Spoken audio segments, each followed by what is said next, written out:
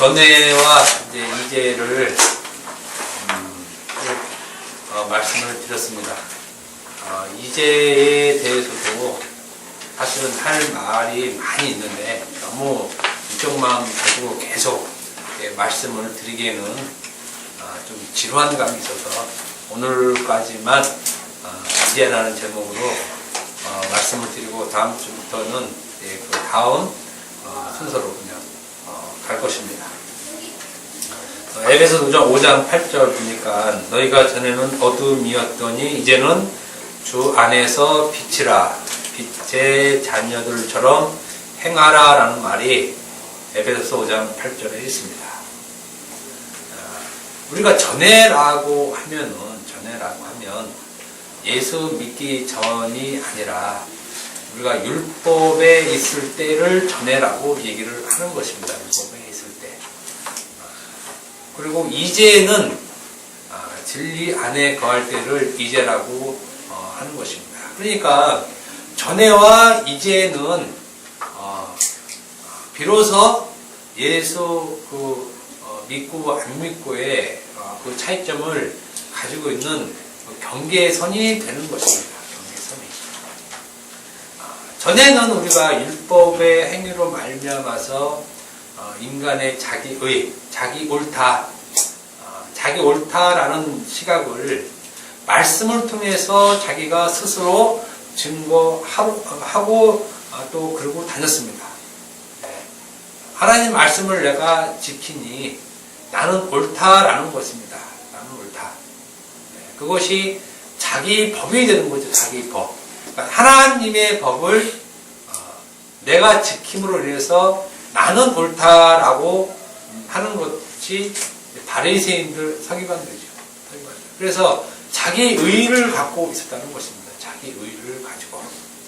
그런데 바리새인들의 의 외에 다른 한 의가 오죠. 다른 한 의. 그게 이제 예수님. 그러니까 인간은 전에 자기 의를 갖고 있었던 자이었었는데 이제는 예수님이라는 새로운 의가 오기 때문에 둘이 충돌한다는 것입니다. 둘이. 그러니까 인간이 하나님의 말씀을 어기고 하나님의 말씀을 안 지키고 폐역하고 이래서 예수님과 부딪힌 것이 아니라 나도 하나님 말씀을 지키고 그것으로 말미암아서 나는 옳다라는 그러한 의식, 그러한 것이 있었기 때문에 예수님과 충돌이 생겼다는 것입니다. 그 충돌이 십자가 사건으로 결과가 일어나죠. 그러니까 십자가 사건은 인간이 자기가 옳다라고 해서 부딪힌 사건의 결과로 나온 것이지 우리가 볼 때 하나님의 말씀을 안 지켜서 십자가에 죽은 것은 아니라는 것입니다. 아니라는 것이에요. 예수님이 오실 때 이 땅이 소돔과 고모라처럼 살인하고 간음하고 음탕하고 막 이렇게 막 진짜 막 사회가 부패하고 너무 음란스럽고 그냥 막 이래서 예수님이 그런 죄 때문에 내가 죽을 것이다 이것이 아니라 우리는 하나님 말씀으로 잘 살아보겠다 이런 사회와의 충돌이었다는 것입니다. 이런 사회의 충돌. 이런 사고를 갖고 있었던 것이 전에. 그래서 우리를 일컬어 전에는 우리를 뭐라고 얘기했냐면 어둠이라는 것입니다. 우리를 어둠이라고 표현합니다. 어둠이라고 말한 것은 율법 아래서 율법을 주인 삼아 율법에 종노릇하며 율법이 가르치는 그리스도를 보지 못하고 여전히 허물과 죄로 죽어있는 그 상태를 어둠이라고 그러죠. 그러니까 어둠의 특징은 자기 법을 자기 스스로 갖고 있는 것입니다. 그것을 법이라고 합니다. 법. 그러니까 자기 법이 자기 안에서 절대화 시켜서 가지고 있는 그것을 전에 어둠이다라고 우리를 그런 존재로 얘기하고 있었던 것입니다. 이렇게 사는 삶을 육체 욕심대로 사는 삶이라고 말하고 그 삶이 곧 음행, 더러운 것, 호색, 우상 숭배 등으로 말을 한다고 지난주에 말씀드렸습니다.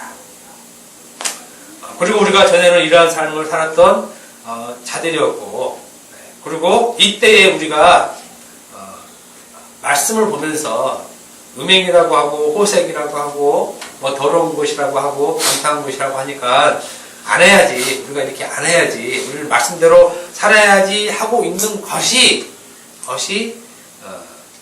겉으로 보기에는 착한 일로 보이지만 사실은 그 행위가 음행이고 호색이고 방탕함이고 술 취함이었다라고 말씀을 드렸습니다. 그러니까 기존에 우리가 갖고 있었던 그런 사고와는 많은 다른 사고로 성경이 사실은 말을 하고 있는 것입니다. 우리가 볼 때는 음행하지 않고 간음하지 않고 술 취하지 않고 방탕하지 않는 그러한 행위 또 그래서 그러한 행위를 나는 안 해야지 하면 그것이 올바르고 하나님의 말씀을 따르는 것 같은데 성경에서는 그 자체를 오히려 음행이라고 얘기한다는 것입니다. 그리고 이러한 상태가 알아서 고백하는 말이 사실은 이제는이라고 고백을 시작하는 것입니다. 이제는.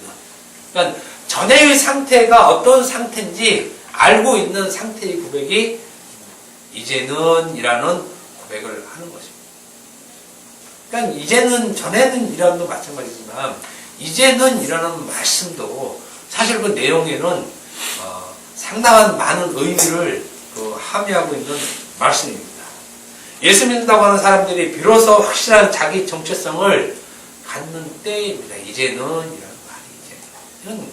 바울이 전에는 이라는 고백도 피터하는 고백이지만 이제는 이라는 고백도 마찬가지입니다. 이것도 상당한 그 피터함에서 나오는 그 은혜예요. 은혜의 그 고백, 이제는 이라는 것이죠. 그래서 우리가 저는 그리스도에서 살아계신 하나님 아버지입니다 라고 고백하는 이상으로 이 이제는이라는 고백이 훨씬 더 많은 의미를 담고 있어요. 자기 존재를 정확하게 정의할 수 있는 고백이 되는 것이 이제는. 그러니까 우리가 말씀을 보거나 기도할 때 이제는 하고 이런 고백이 통 나오면 이전에 자기가 어둠이었던 그 내용들의 그 사실들이 우리가 다 주마등처럼 쭉 스쳐가는 고백이 이제는입니다.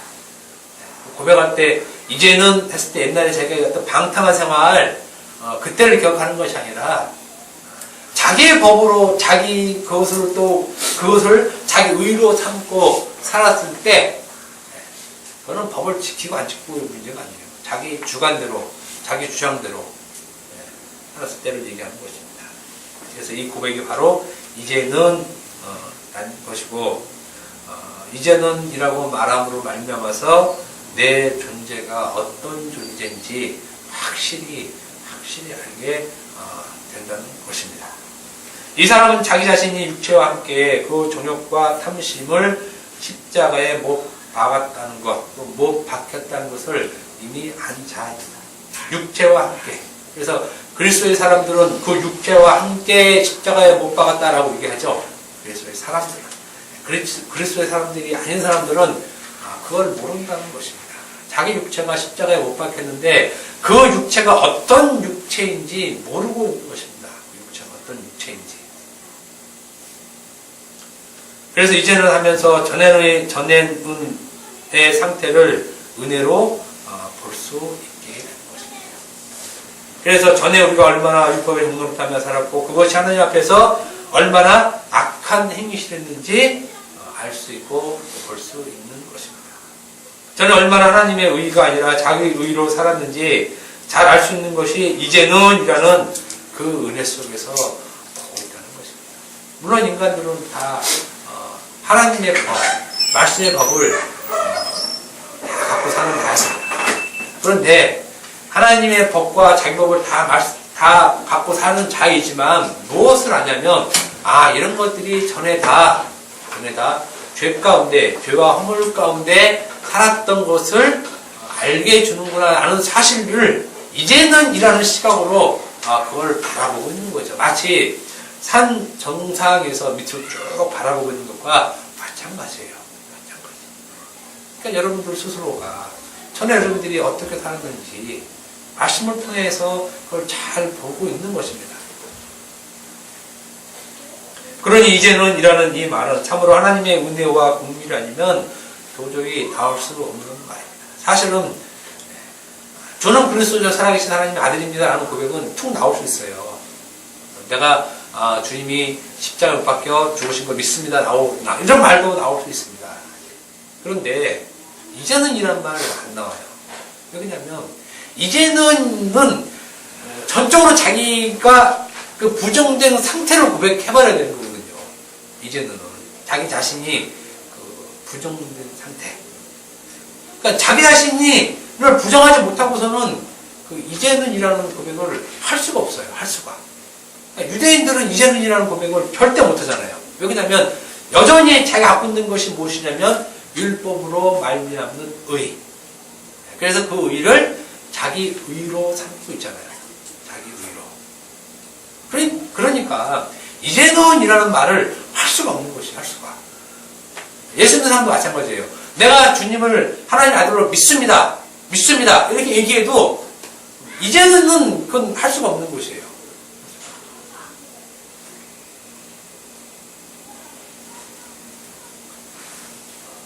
그래서 이제는에 속해 있는 사람들은 자신이 전에 어떠한 상태였음을 알고 이제는 내 그 삶을 사는 사람들이라는 것입니다. 그러니까 예수 믿는 사람들은 전에와 이제가 뚜렷이 구별이 됩니다. 뚜렷이 구별이 돼요. 전에나 지금이나 똑같다? 절대 똑같을 수가 없어요. 똑같을 수가 없어요. 그건 바울이 증명하고 있습니다. 바울이 자기를 잘 증명해 주고 있어요. 물론 그 얘기도 드리지만 전에와 이제는 완전히 다른 그 사고를 갖고 삽니다. 완전히 다른 사고.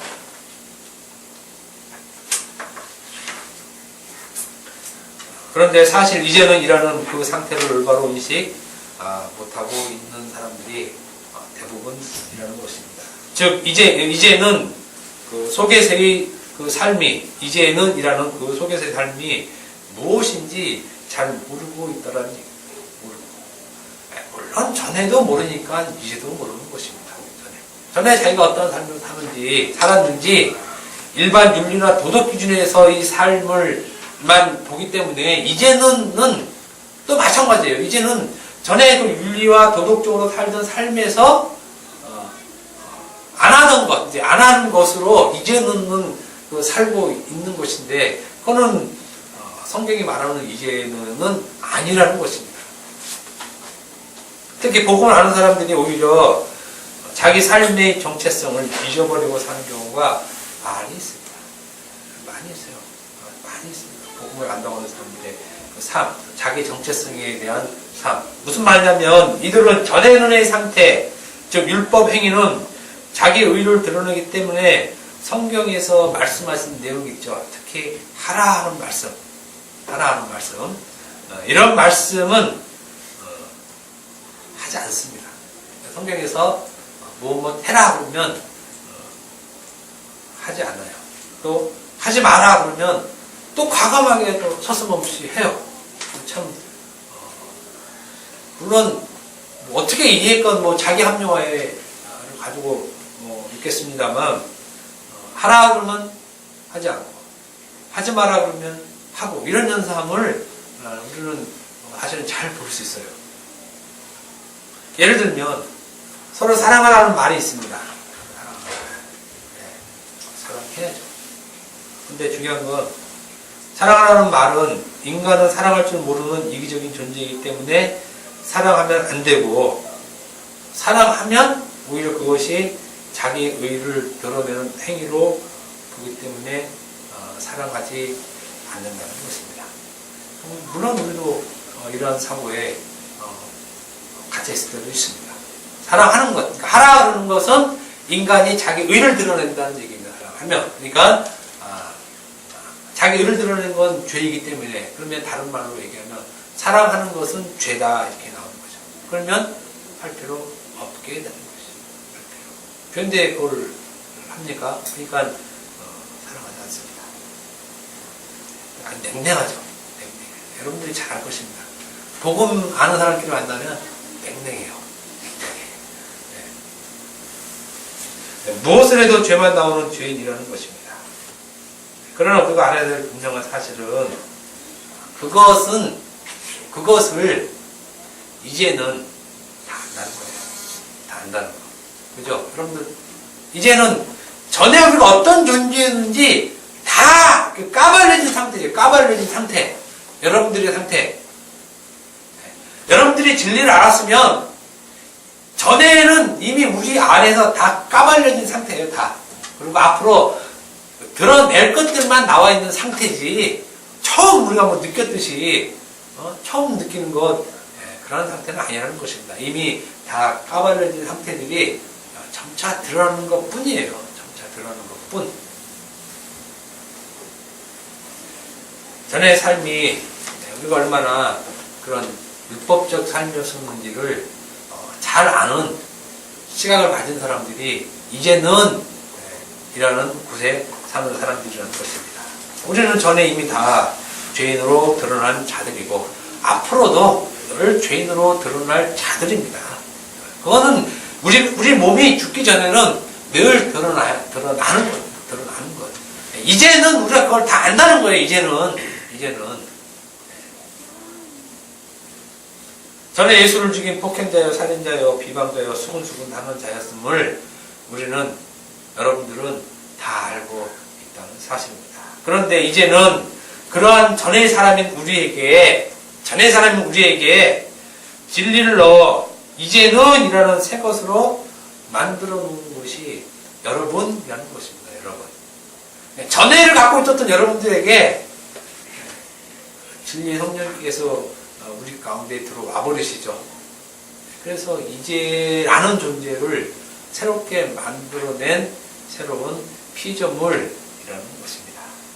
그래서 우리를 새로운 피조물이라고 얘기를 하는 것입니다. 즉 율법에서 진리로 옮겨진 자가 새로운 피조물입니다.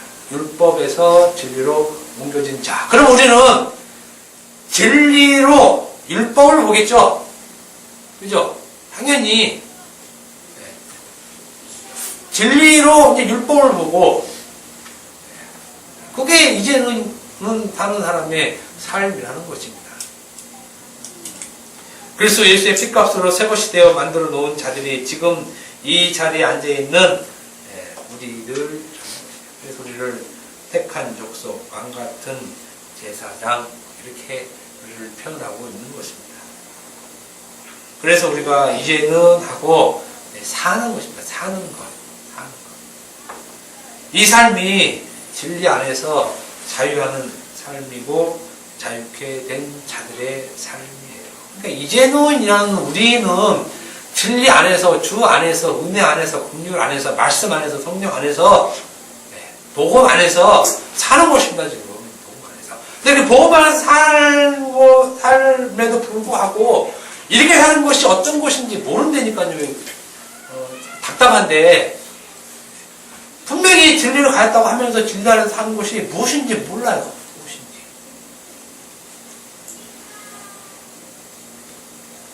주 안에서 우리는 빛의 자녀들로서 사는 삶을 살아가는 것입니다.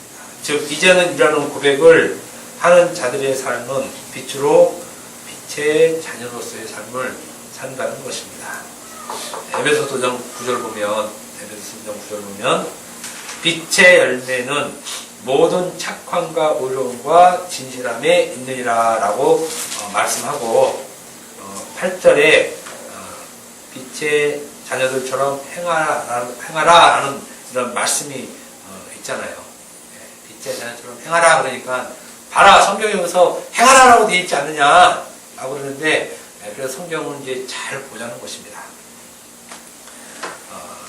빛의 열매는 착함, 선이죠. 선, 의로움, 의, 진실함, 진리에 있다라고 얘기합니다. 빛의 열매는 선과 의와 진리 이렇게 그러니까 빛의 자녀들은 이렇게 행하라라고 이해할 수 있는데 그렇지 않다는 것입니다. 빛의 열매라는 말, 이 빛의 열매라는 말은 그 빛의 자녀, 빛의 자녀라는 말 5장 8절에 있죠. 그 말을 다른 표현으로 하는 것이에요. 다른 표현. 빛의 열매는 빛의 자녀를 다른 표현으로 빛의 열매라고 얘기를 하는 것입니다. 즉 빛의 자녀가 행할 것이 있는데 그게 뭐냐면 착함과 의로움과 진실함이라는 거예요. 진실함. 이것을 행하는 삶이 바로 이제는 이라는 고백을 하는 자들의 삶이라는 것입니다. 그 삶이 바로 선과 의와 진리를 행하는 것으로 얘기를 하고 있습니다. 행하는 것. 그런데 중요한 건 행하라. 빛의 자녀처럼 해라. 행하라. 이 말은 doing을 말하는 것보다 걷다, 걸어가다 라는 말의 의미를 가지고 있습니다. 행하라는 말은 걷다, 걸어가다. 더 좀 얘기하면 그 길을 따라서 가다라는 말이 있어요. 그리고 성경에 특히 신약성경에 나오는 행하라는 말은 다 그 표현입니다. 다 그 표현. 행하라는 표현을 doing, 그러니까 이렇게 일을 하는 것이 아니라 그 길을 따라서 가라, 걸어가라. 그래서 제가 몇 번 말씀드리지만 내가 길 이용할 때 그 길 나오는 것들이 다 그 내용이에요. 길을 가다라는 뜻이거든요. 길을 가다. 길을 가는 것이 행하다라는 뉘앙스가 좀 다르잖아요. 우리가 말할 때도 그 길을 행하라 이런 말 안 하잖아요. 거기서 행하다라는 말은 그 길을 따라 가라는 말입니다. 이 말도 마찬가지예요. 이 말도. 그래서 성경에서 행하라라고 말을 해놓고 여기서 8절에 빛의 자녀들처럼 행하라 분명히 이렇게 얘기했습니다. 그렇게 말해놓고 어떻게 얘기하냐면 착한 일을 해라, 의로운 일을 해라, 진실한 일을 해라 라고 말하지 않고 그렇게 말하지 않고 빛의 열매는 선함, 의로움, 진실 안에, 진리 안에 있다라고 말을 합니다. 빛의 열매, 빛의 자녀들은 선함과 의로움과 진실, 즉 진리 안에 있다라고 얘기를 하고 있는 것입니다. 이 말은 무슨 말을 의미하냐면 그 속에 있는 것, 선함과 의와 진리 안에 있는 것이 바로 행하는 것이 되는 것입니다. 그 안에 있는 것이. 그래서 행하는 것을 걷다, 걸어가다라고 라는 의미로 담고 말을 하고 있는 것입니다. 우리가 선을 행하고 의를 행하고 진리를 행하는 것이 아니라는 것입니다.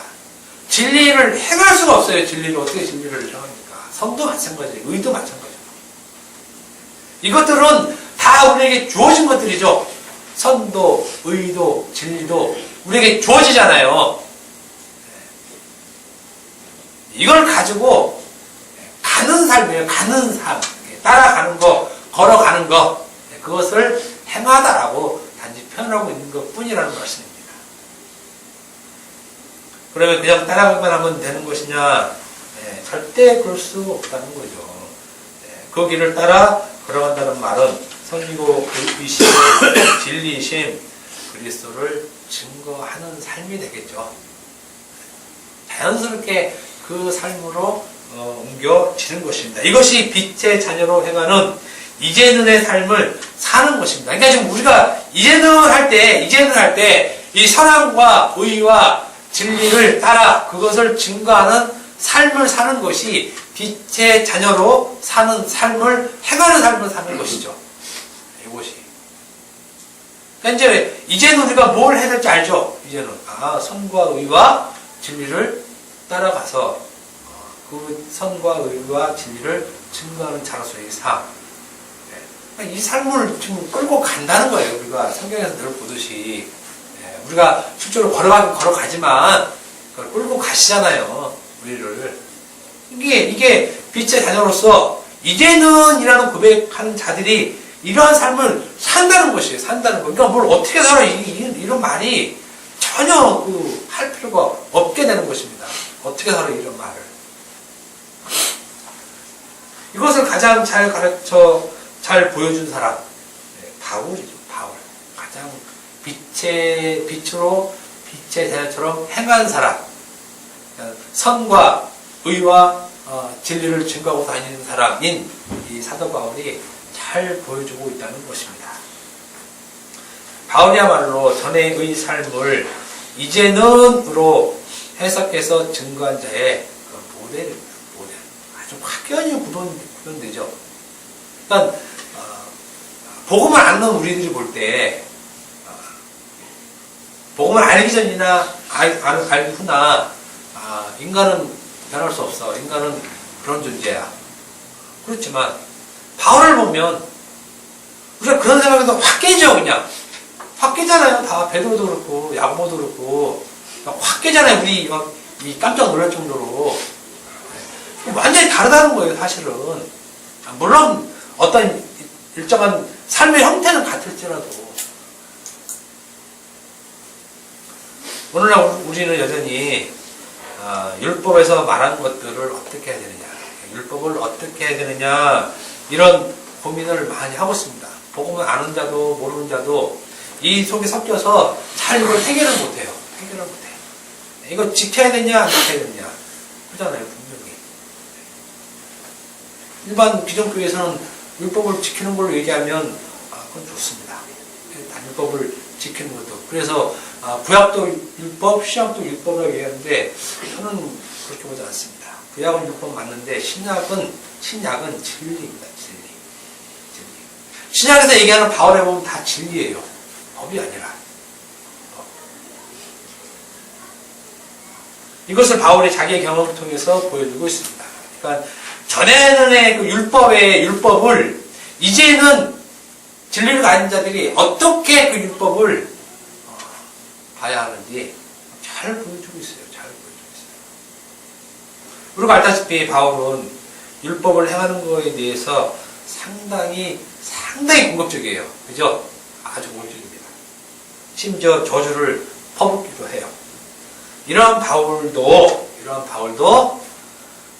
율법을 지켰다는 것입니다. 율법을 지켜요. 바울도.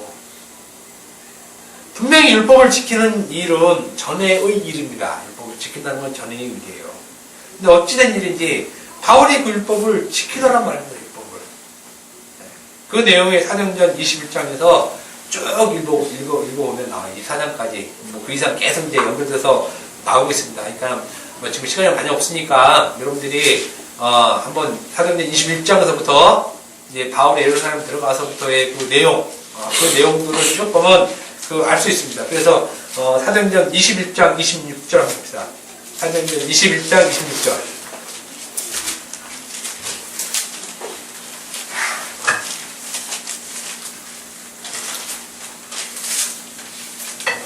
자, 가사였으면 한번 읽어보기 바랍니다.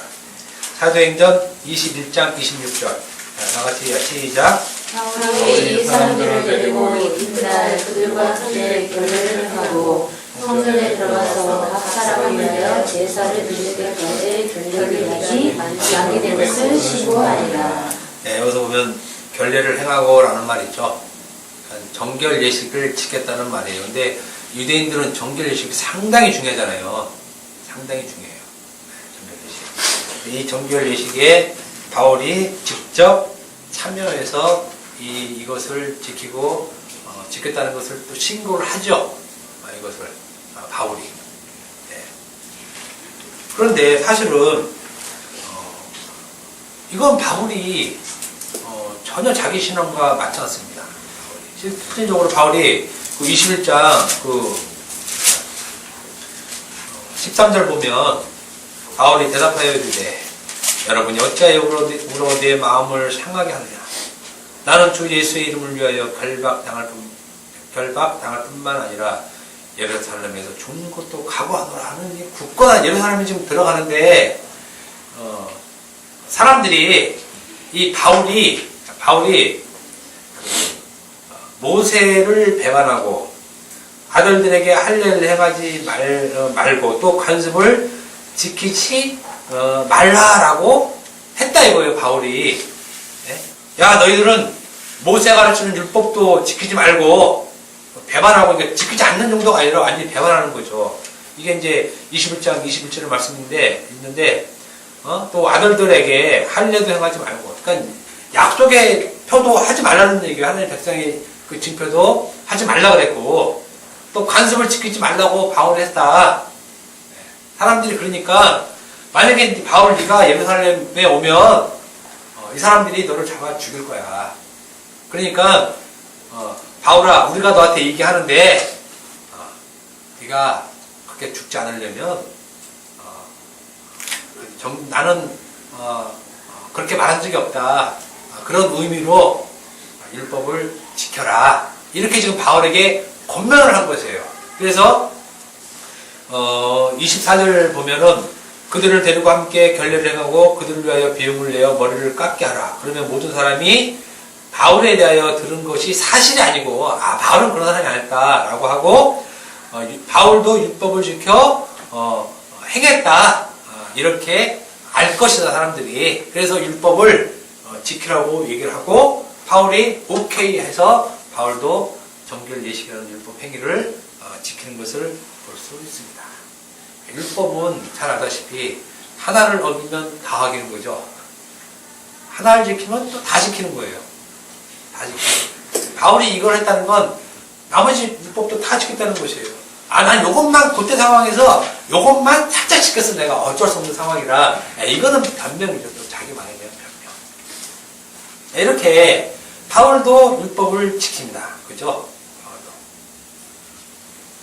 그런데 왜 이 바울이 이 율법을 지켰느냐 하는 것입니다. 왜 이 바울이 율법을 지켰느냐. 그것은 복음을 전하기 위해서였다는 것입니다. 복음을 전하기 위해서. 우리는 달리죠, 우리랑. 우리는 율법을 왜 지키냐? 하나님이 지키라고 했으니까 지킨다 이거예요. 지킨다. 근데 바울은 율법을 왜 지켰느냐? 복음을 전하기 위해서 지켰다는 것이에요.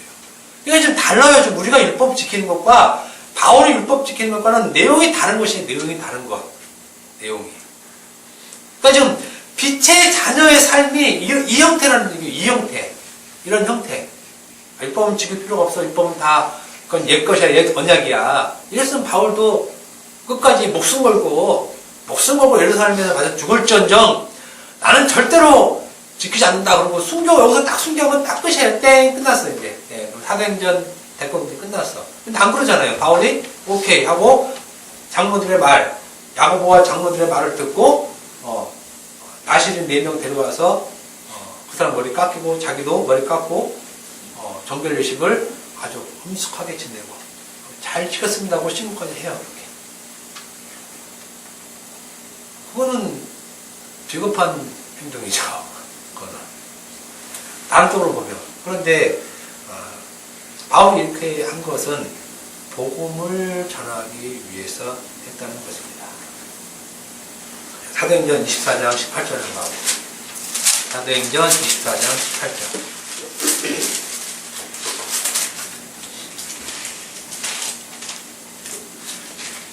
요것만 간단히 읽읍시다. 다른 걸 보면 기니까 한번 다 읽읍시다. 시작. 그들 중에 내가 결례를 행하였고 모름도 없고 소동도 없이 성전에 있는 것을 그들이 보았나이다. 그러나 이제 됐습니다. 이게 무슨 말이냐면 바울을 고발해서 이 바울은 율법을 어기고 지키지 않았고 우리의 법을 어기고 이 성을 호동케 하고 나쁜 놈이다. 이놈은 잡아 죽여야 된다. 지금 이런 말들을 좀 그 로마의 그 법정에서 막 하고 있는 거예요. 그러니까 바울이 하는 말이 내가 결례를 행하였고 나도 정결예식을 다 했다. 근데 그때 소동도 없고 성전에 있는 것을 저들도 다 봤다 이거예요. 내가 그렇게 하는 것을. 근데 그렇게 할 때 아무 소동도 없고 아무 일 없었다 이거예요. 아무 일 없었다. 근데 너희들은 왜 나를 고발하느냐 이거예요. 왜 무슨 근거로 나를 고발하느냐. 지금 요것 때문에 바울이 율법을 지킨 것이라는 얘기예요. 이것 때문에. 그래서 요 일로 로마까지 가죠. 이제 쭉 로마까지 쭉 갑니다. 이제 로마 황제까지. 이 일을 계기로 해서 이 일을. 그러니까 우리들이 지금 하나님 자녀라고 해서 율법을 지키는 것과 바울이 사도로서 지키는 것과는 천양지 차이 나는 것이에요. 의식, 이 생각 자체가. 근데 바울은 이 율법을 가지고 하나님의 복음을 증거하는 도구로 사용해서 갖고 가는 것이에요. 이것이. 바로 율법을 가지고 복음을 전하는 그 도구로 사용해버리는 것을 볼 수 있습니다. 그래서 율법 있는 자에게는 내가 율법 있는 것과 같이. 그잖아요, 바울이. 복음을 전하는데 그건 별로 관계없다는 것이에요. 그것이. 자유하잖아요, 자유. 그죠? 된다, 안 된다, 그건 별로 의미 없어요, 바울에게는. 예. 복음이 증거되면 율법 얼마든지 지킨다는 거예요. 그건 무슨 일이냐는 얘기고, 그건 자기한테 일이 안 된다는 것입니다, 그게. 이것이 이제는을 가지고 있는 빛의 자녀들의 삶이라는 것이에요. 그러니까 지금 우리 이제라고 하죠, 이제는이라는 이것이 우리에게 들어가 있으면 율법의 모든 내용들은 다 복음을 증거하는 것으로 사용하는 자들이죠. 율법을 이제. 그래서 율법을 진리로 설명하는 삶을 사는 것이에요. 이게 이제는을 가지고 있는 빛의 자녀들의 삶입니다. 이것이 율법을 지키는 게 일이 아니고 이것도 지켜요. 이것도 상황에 따라서 뭐 나는 이거 주일 안 지키는 것이 의미 없으니까 11조 하는 것이 의미 없으니까 뭐 예배 드리는 것이 의미 없으니까 그럴 필요가 없다는 것이에요. 그럴 필요가 전혀. 우리는 무슨 말을 합니까? 우리가 잘 알다시피 11조는 이겁니다 라는 의미로 하는 거예요. 이거 우리가 서로 사랑하는 것도 물론 인간이 사랑하는 건 서로 사랑의 본질이 아니죠. 근데 중요한 건 그렇게 사랑함으로써 그런데 참 사랑은 이겁니다 하는 것이지 이거 필요 없고 이거 합니다 그러면 그 사람은 아직 이제의 삶의 본질적인 내용을 모르는 것이고 그것도 자기 의로 그냥 사는 것이에요. 자기 의로. 그러니까 전에는 우리는 그 죄인된 삶, 죄인된 존재, 죄인된 자기 정체성 이것만 갖고 이제를 계속 사는 것이 아니라는 얘기예요. 그건 분명해요, 사실은. 왜 그러냐면 바울이 그걸 증명하기 때문에 그렇습니다. 그러니까 이런 말하면 좀 그렇지만 그 바다에 빠져있는 배 안에 갇혀있는 것이 사실은 이제는의 삶이에요. 배 안에 갇혀서 침몰해서 있는 것 자체가 그 안에서는 뭘 해도 죽어요. 뭘 해도 사실은.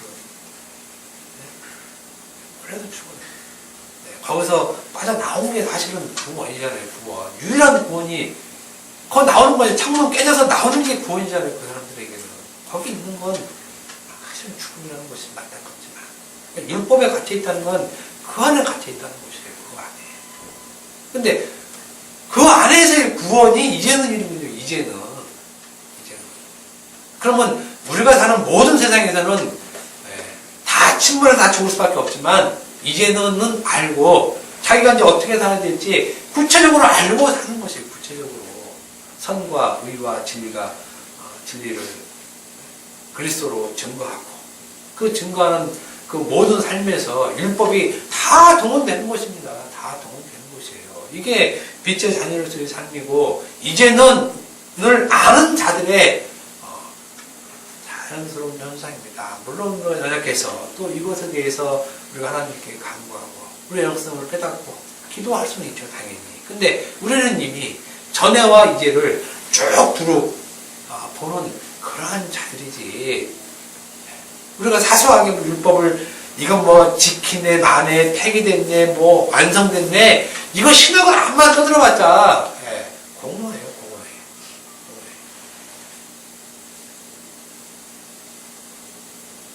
율법을 진리를 설명하는 도구로 사용하는 그 삶이 빛의 자녀의 삶이라는 것입니다. 이것이 믿음으로 사는 삶이고 복음으로 말미암아 사는 삶입니다.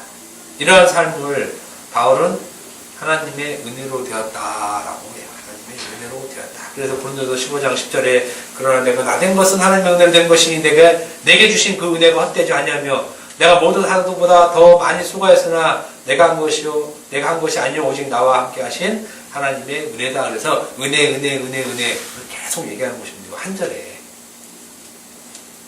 네, 여러분이 전에에서 이제는 이 되신 것은 하나님의 그 은혜를 맛보고 알게 하십니다. 하나님. 그 은혜 속에는 반드시 자신이 과거의 율법에 매여있던 그것을 알게 하시며 이제는 하나님의 긍휼이 함께하는 그래서 어둠을 빛으로 증거하는 그 은혜를 알게 하시기 위해서 우리를 새로운 피조물 되게 하셨다는 것입니다. 이것을 아는 자들이 지금 이제를 사는 하나님의 백성 성도들인 것입니다. 네, 기도하겠습니다.